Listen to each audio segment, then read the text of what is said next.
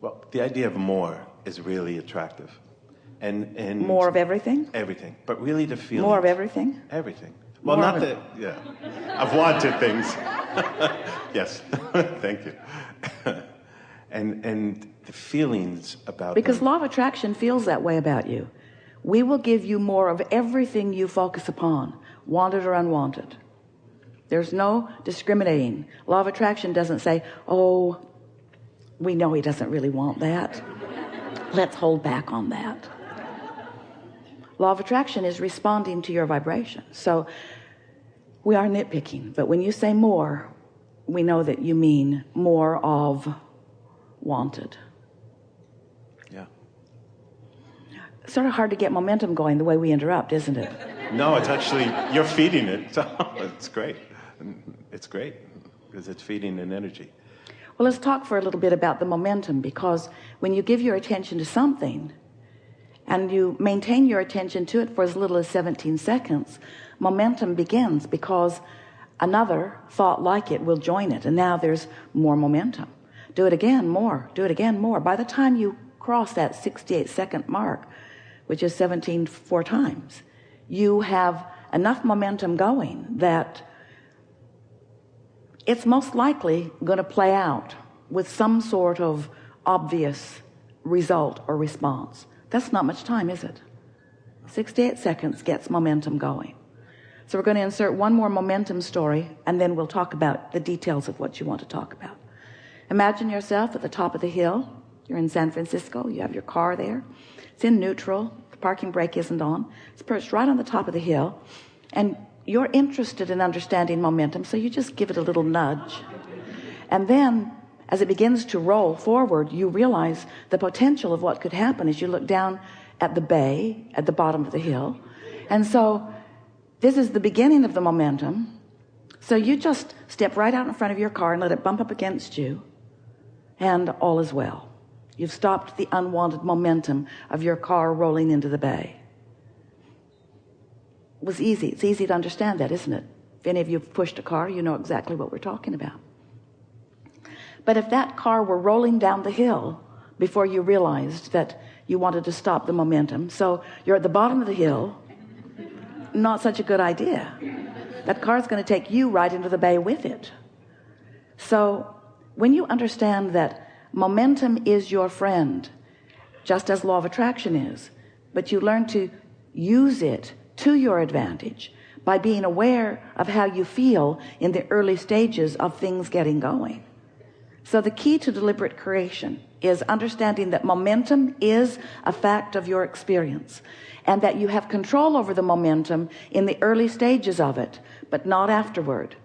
And then you begin to apply your thought in the early stages. It's what we are recently calling getting out ahead of the manifestation.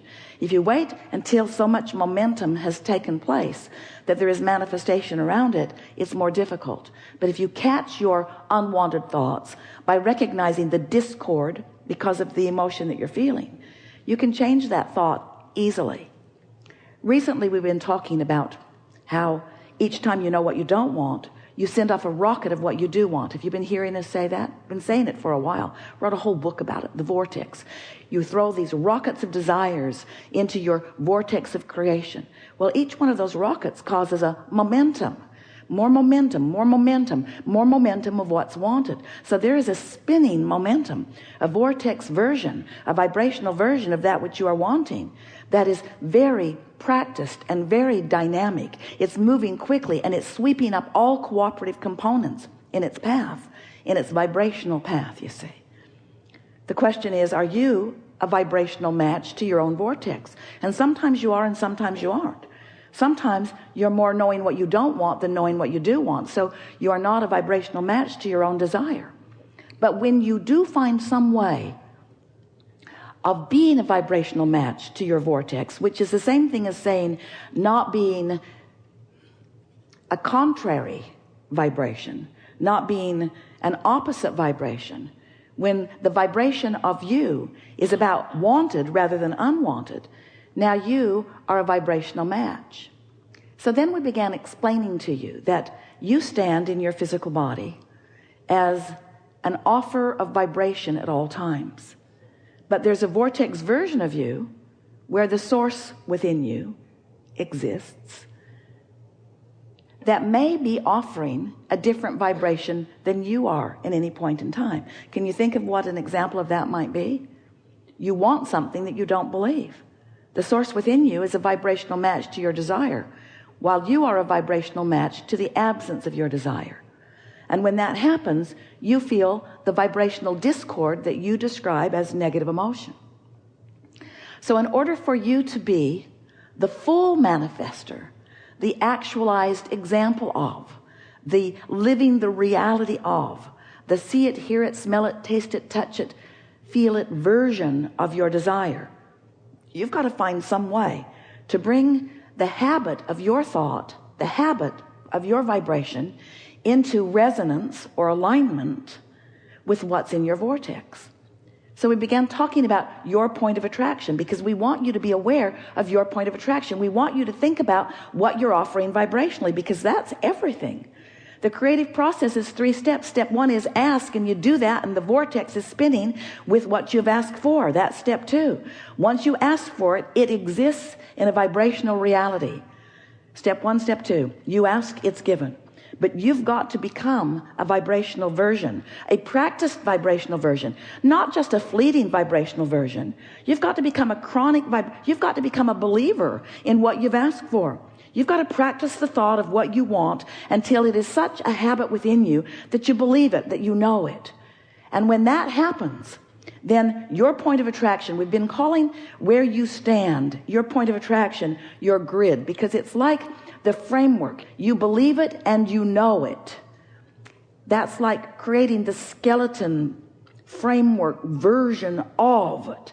And then law of attraction will fill that grid in with all of the details, with all of the delicious details that you have already assigned by virtue of the sifting and sorting, that are already chosen by you, that are already gathered by source energy and by law of attraction.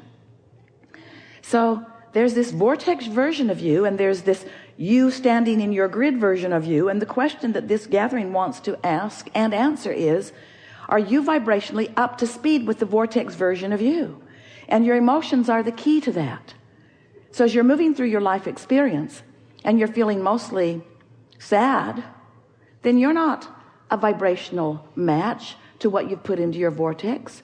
Your grid version and your vortex version don't match. Your vortex version's up here and your grid version's down here. You're not a vibrational match.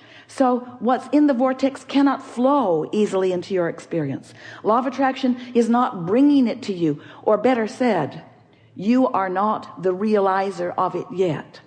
You've got your radio dial set on something different than the radio dial of what you want.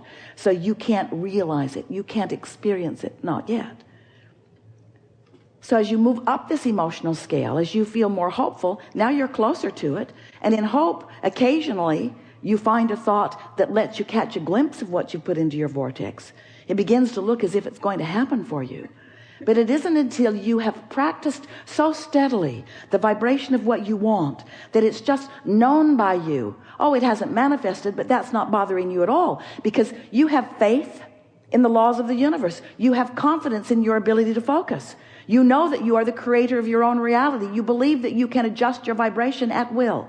You know you can because you've done it before. Maybe not on this subject yet because it's a tougher subject. But you do have enough confidence in the laws of the universe being steady and consistent, and in the nature of the source within you of knowing you're worthy, knowing your value.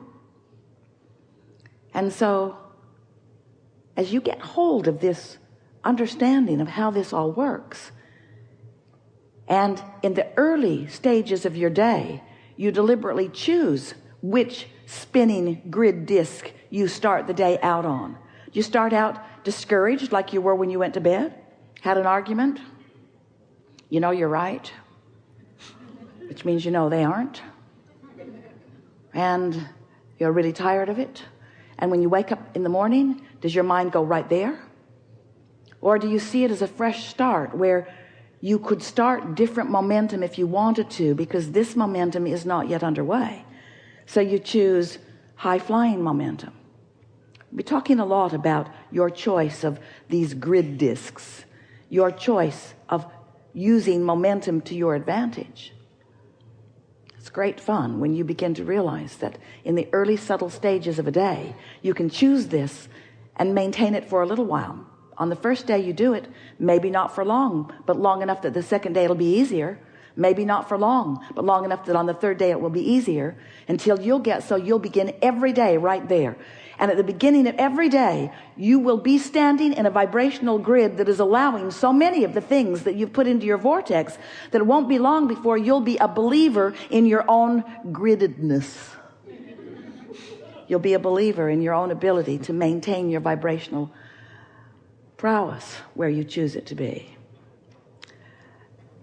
You've answered it all. Everything? For me right now, yeah.